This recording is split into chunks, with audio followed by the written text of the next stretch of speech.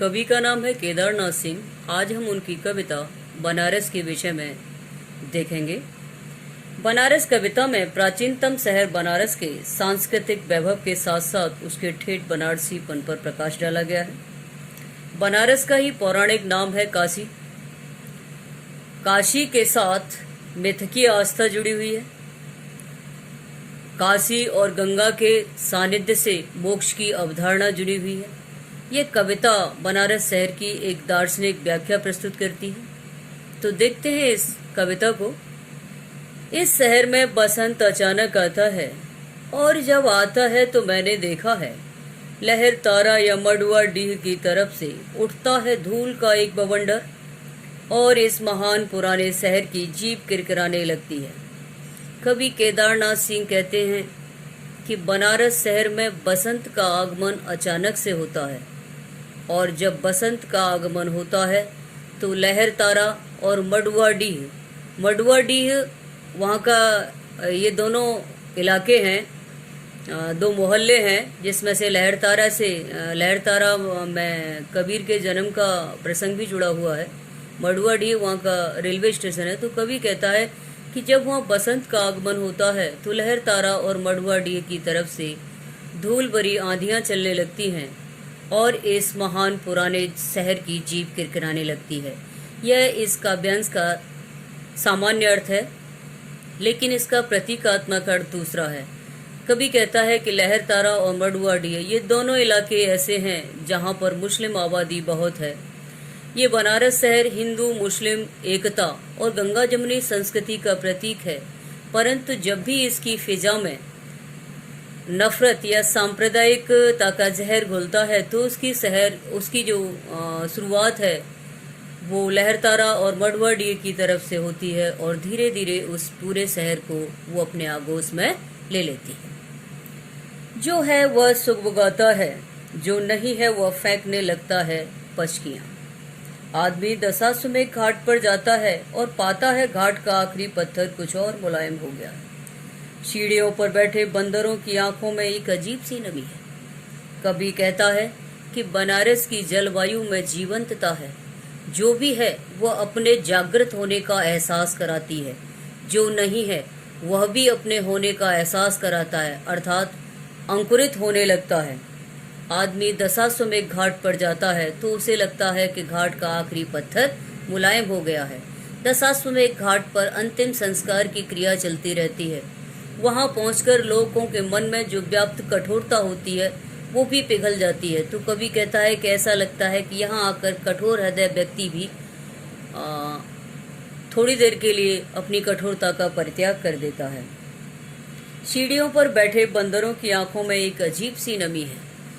गंगा के घाट पर जो बंदर बैठे हैं, श्रद्धालुओं को देखकर उनकी आंखों में एक अजीब सी नमी आ जाती है, खुशी आ जाती है श्रद्धालुओं को देख करके, क्योंकि उन्हें लगता है कि श्रद्धालु आए हैं तो उन्हें भी कुछ खाने के लिए अवश्य मिलेगा।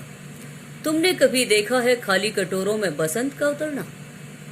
कवि ने प्रश्न पूछा है कि क्या तुमने कभी भिखारियों के खाली कटोरों में बसंत का उतरना देखा है? अर्थात बनारस में बसंत के समय भिखारियों तक के चेहरों पर चमक आ जाती है, क्योंकि भीख मिलने के कारण उनके जो खाली कटोरे हैं वो भरने लग जाते हैं और कटोरों के भरने तथा सिक्कों की खनक से उनके चेहरे पर जो चमक आती है वो उनकी उल्लास को प्रकट करती है। यह शहर इसी तरह खुलता है, इसी तरह भरता है, खाली होता है यह शहर इसी तरह। रोज एक अनंत सब ले जाते हैं कंधे अंधेरी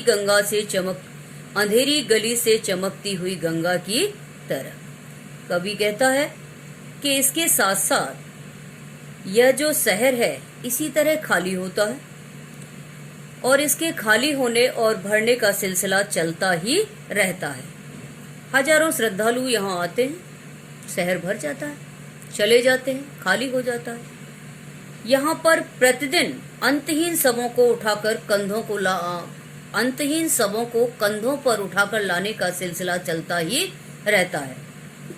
लोग बनारस की तंग अंधेरी गलियों से निकलकर गंगा की तरह शवों को ले जाते रहते हैं, अर्थात वे मृत्यु रूपी अंधकार से मोक्षदायिनी गंगा के पास शवों को ले जाकर उनका दाह संस्कार करते हैं। इस प्रकार इस बनारस शहर में खुशी और गम की अनुभूति एक साथ होती है। ये खुशी और गम दोनों का मिला जुला रूप प्रस्तुत करता है और बनारस की ये जो परंपरा है प्राचीन काल से चली आ रही है। इस शहर में धूल धीरे धीरे उड़ती है, धीरे धीरे चलते हैं लोग, धीरे धीरे बजते हैं घंटे, शाम धीरे धीरे होती है। यह धीरे धीरे होना, धीरे धीरे होने की सामूहिक लय दृढ़ता से बांधे है समूचे शहर को। इस तरह की कुछ भी गिरता नहीं है, कि हिलता नहीं है कुछ भी, कि जो चीज जहाँ थी वहीं पर रखी है, कि गंगा वहीं पर है, कि वहीं पर बंधी है नाव, कि वहीं पर रखी है तुलसीदास की खड़ामू सैकड़ों बरस से। कवि केदारनाथ सिंह कहते हैं कि बनारस में सभी कामों का धीरे धीरे होना बनारस का स्वाभाविक चरित्र है। बनारस की एक सामूहिक लय है और इस सामूहिक लय ने इस संपूर्ण बनारस शहर को मजबूती से बांध रखा है और इस मजबूत बंधन के कारण यहाँ कुछ गिरता भी नहीं है और हिलता भी नहीं है। इसलिए जो चीज जहाँ थी सैकड़ों बरस से वही चीज आज भी वहीं पर भी है। जैसे गंगा वहीं पर है, लोगों की आस्था वही है, गंगा किनारे बंधी हुई नावें भी वही हैं और तुलसीदास की खड़ामू भी सैकड़ों बरस से उसी गंगा के घाट पर रखी हुई है। अर्थात भाव यह है कि सैकड़ों बरस से बनारस के चरित्र में कोई बदलाव नहीं आया है। पुराने मूल्य, पुरानी मान्यताएं, आस्था, श्रद्धा और विश्वास सभी कुछ एक धरोहर की तरह से यहाँ पर सुरक्षित है। तो यहाँ बनारस के अपरिवर्तनीय रूप की झांकी प्रस्तुत की है। कवि कहता है कि इस शहर में चाहे धूल उड़ना हो, पूजा होना हो, आरती होना हो, कुछ भी हो, सब कार्य धीरे धीरे एक लय और गति के साथ होता है, आस्था के साथ होता है, एक निश्चित और नियत समय पर होता है। कभी सही सांझ बिना किसी सूचना के घुस जाओ इस शहर में, कभी आरती के आलोक में इसे अचानक देखो। अद्भुत है इसकी बनावट, यह आधा जल में है, आधा मंत्र में है, आधा फूल में है और आधा सब में है।